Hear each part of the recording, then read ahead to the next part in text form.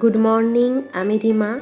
আগের ভিডিওতে আপনাদের বলেছিলাম যে আমাদের ব্যালকনি থেকে ভিউটা ঠিক কীরকম সেটা আপনাদেরকে দেখাবো।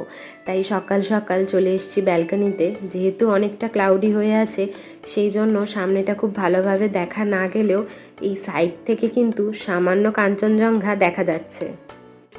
ব্যালকনিতে বসে বাইরের এই পরিবেশটা এনজয় করতে করতে দুজনে 2 কাপ চা খেয়ে ফ্রেশ হয়ে চলে এসেছি ব্রেকফাস্ট করতে। আমরা হোটেলেই ব্রেকফাস্ট করছি। ব্রেকফাস্টের টাইমিং হচ্ছে সকাল 8টা থেকে 9:30 পর্যন্ত। আমরা 8:30টার দিকেই চলে এসেছি, কারণ ব্রেকফাস্ট করেই আমাদের আবার 9:30টার মধ্যে বেরিয়ে পড়তে হবে। আজ আমরা যাব লেপচা জগৎ আর মিরিক, আর তার মাঝখানে গোপালধারা টি এস্টেট। যেহেতু সারাদিনের একটা লম্বা প্রোগ্রাম, সেই জন্য ব্রেকফাস্টটা তাড়াতাড়ি সেরে যত তাড়াতাড়ি সম্ভব আমরা স্টার্ট করব। আজকে ব্রেকফাস্টের মেনুতে আছে ব্রেড, জ্যাম, বাটার, পুরি, ঘুগনি, পাস্তা আর সুজির উপমা। হোটেলে আমাদের এটা কমপ্লিমেন্টারি ব্রেকফাস্ট। একদিক দিয়ে আমাদের বেশ সুবিধাই হয়েছে। সকালবেলা হোটেলে ব্রেকফাস্টটা তাড়াতাড়ি সেরে নিয়ে আমরা ঠিক সময় মতো বেরিয়ে পড়তে পারছি। কিন্তু যে কোনো রেস্টুরেন্টে গিয়ে ব্রেকফাস্টের জন্য লাইন দিতে গেলে বেশ অনেকখানি লেট হয়ে যেত আমাদের বেরোতে। তবে মাঝে এক আধ দিন ইচ্ছে আছে কেভেন্টার্সে গিয়ে ইংলিশ ব্রেকফাস্ট করার। আগের বারে যখন এসেছিলাম দার্জিলিং, তখন রোজই আমরা কেভেন্টার্সে খেয়েছি, কিন্তু সেবারে আর কোথাও সেরমভাবে ঘুরতে যাইনি। কিন্তু এবারে যখন এতগুলো ঘোরার প্রোগ্রাম আছে, সেজন্য রোজ হয়তো কেভেন্টার্সে যেতে পারবো না, কিন্তু একদিন বা দুদিন তো যেতেই হবে। দার্জিলিংয়ের এই বীভৎস জ্যাম পেরিয়ে ফাইনালি আমরা লেপচা জগতের রাস্তায় চলে এসেছি, আর কিছুক্ষণের মধ্যেই পৌঁছে যাব। আজকে সকাল থেকেই তো ওয়েদারটা বেশ ক্লাউডি। আপনাদের দেখালামও আমাদের রুম থেকে বাইরেটা পুরো মেঘে ঢেকে আছে, সামনেটা তাই সেভাবে দেখাই যায়নি। আর এই রাস্তাটাও দেখুন, একদম মেঘগুলো হাতের কাছে নেমে এসেছে। রাস্তার দুপাশে পাইন গাছের লম্বা লম্বা লাইন, আর তার সাথে সাদা সাদা মেঘ। অপূর্ব সুন্দর লাগছে কিন্তু দেখতে এই রকম একটা পরিবেশ। আর তার মধ্যখান দিয়ে আমাদের গাড়ি ছুটে চলেছে। লেপচা জগতের কিন্তু এটাই সৌন্দর্য।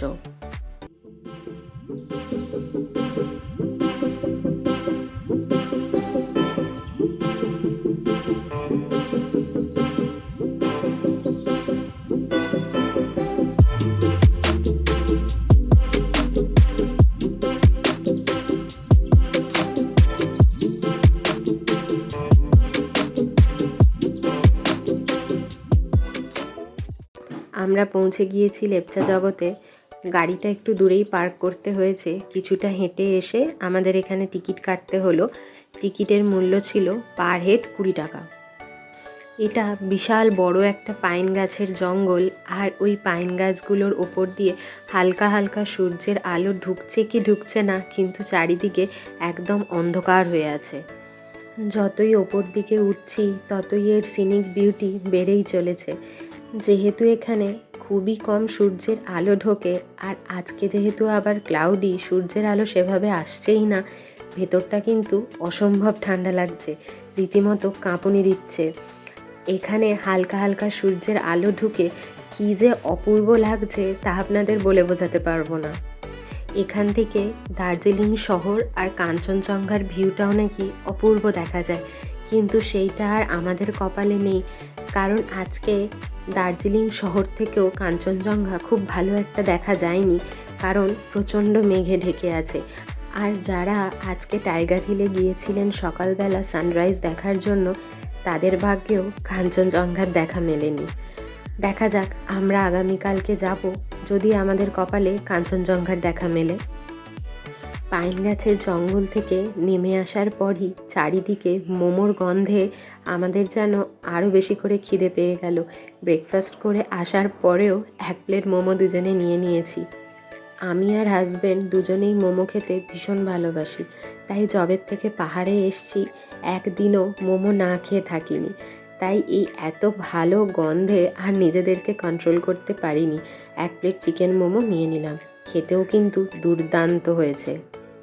লেপচা জগৎ ঘুরে আমরা এবার এসেছি সীমানা ভিউ পয়েন্টে। আমরা অলরেডি নেপালের মাটিতে দাঁড়িয়ে আছি।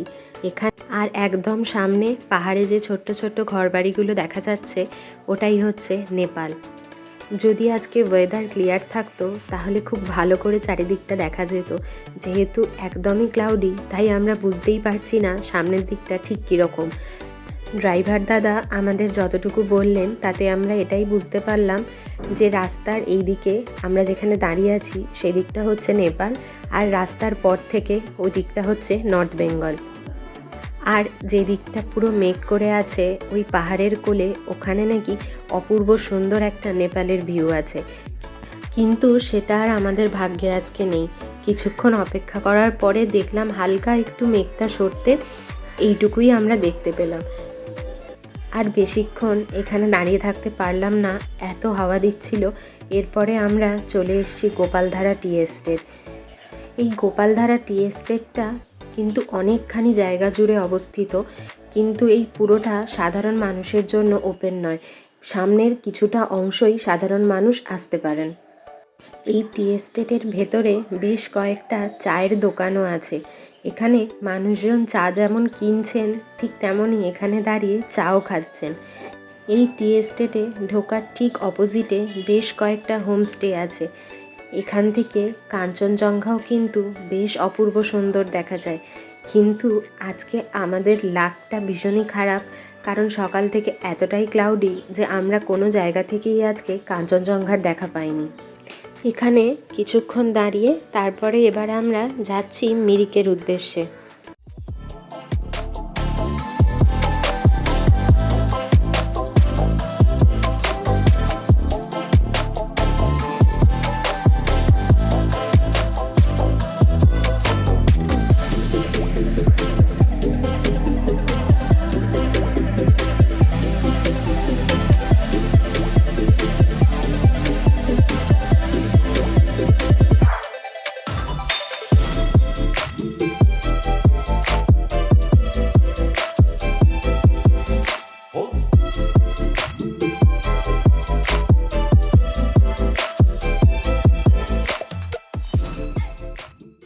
মিরিকে পৌঁছতে পৌঁছতে আমাদের প্রায় দুপুর 2টো মতো বেজে গিয়েছে, আর ভীষণ রকম খিদেও পেয়ে গিয়েছে। তাই সবার প্রথমেই আমরা একটা রেস্টুরেন্টে ঢুকে আগে কিছু লাঞ্চ করে নেব, তারপরে যাব মিরিক লেকে। আমাদের দুজনেরই খুব ইচ্ছে ছিল নেপালি থালি খাওয়ার, তো এখানে যখন নেপালি থালিটা পেয়ে গেছি তো দুজনে অর্ডার করে দিয়েছি একটা নেপালি থালি আর একটা প্লেন চিকেন থালি। নেপালি চিকেন থালিতে আছে ভাত, পাঁপড় সেঁকা, মূলোর আচার, 2 রকমের শাক, সালাড, ডাল আর 2 রকমের সবজি, চিকেন। আর প্লেন যে চিকেন থালি তাতে রয়েছে সালাড, চিকেন, ডাল, পাঁপড় আর একটা তরকারি। নেপালি থালির প্রত্যেকটা আইটেমই কিন্তু দুর্দান্ত খেতে ছিল। আমাদের তো খেয়ে বেশ ভালোই লেগেছে, প্রথমবার নেপালি থালি। পেট পুজো শেষে চলুন যাওয়া যাক মিরিক লেকটা একটু ভালো করে ঘুরে দেখি, তার সাথে আপনারাও দেখুন। গেটের টিকিট কেটে মিরিক লেকের পাশে যে পার্কটা আছে সেই পার্কটার মধ্যে আমরা ঢুকে গিয়েছি। আজকে যেহেতু ওয়েদারটা একটু ক্লাউডি, সেই জন্য খুব বেশি একটা রোদ নেই, বেশ ঠান্ডা ঠান্ডাই আছে। এখানে একটুখানি ঘুরে এরপরে এখান থেকে বেরিয়ে আমরা ওই যে সামনে মিরিক লেকের ওপর যে ব্রিজটা আছে ওটাতে গিয়ে উঠব। এখানে অ্যাক্টিভিটিস বলতে আপনারা মিরিক লেকে বোটিং করতে পারবেন আর হর্স রাইড করতে পারবেন, আর এখানে কিছু ট্র্যাডিশনাল ড্রেস পরে আপনারা ফটোশ্যুটও করতে পারেন। ব্রিজ থেকে নেবে মিরিক লেকের ঠিক পার বরাবর পাইন গাছের জঙ্গলের ভেতর দিয়ে একটা মাটির রাস্তা আছে, ওখান দিয়েই হর্স রাইড করানো হয়। আমরা হর্স রাইডও করব না আর বোটিংও করব না, 1 ঘন্টা মতো এখানে থেকে এরপরে এখান থেকে বেরিয়ে যাব। আমরা যাব এরপরে পশুপতি মার্কেট। এখানে যেহেতু 4টে সাড়ে 4টে নাগাদই বেশ সন্ধে সন্ধে হয়ে আসে, সেই জন্য আমরা পশুপতি মার্কেটে 4টের মধ্যেই ঢোকার চেষ্টা করব।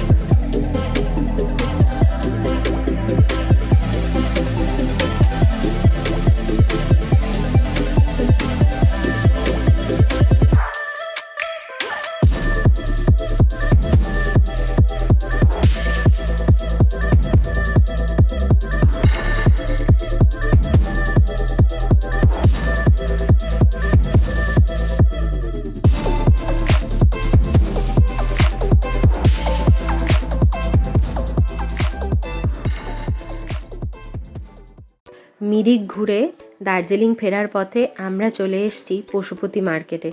এখানে পারমিশনের জন্য যে কোনো আইডি প্রুফ দেখালেই হয়ে যাবে। গেটের সামনে থেকে একটা গাড়িতে উঠে আমরা দুজনে মিলে মার্কেটের ভেতরে চলে এসেছি। যেহেতু একদম সন্ধে হয়ে আসছে সেজন্য মার্কেটটা একদমই ফাঁকা ফাঁকা। আমরা একটু চকলেট কিনে নিয়ে এরপরে আবার ওই সেম গাড়ি করেই আবার ওই গেট পর্যন্ত ফিরে যাব। দুজনের যাতায়াতের গাড়ি ভাড়া নিয়েছে 300 টাকা। আজকের ভিডিওটা তাহলে এখানেই শেষ করছি। দেখা হচ্ছে পরে আরেকটা নতুন ভিডিওতে। সকলে সুস্থ থাকবেন, ভালো থাকবেন আর আমাদের পাশে থাকবেন। টাটা।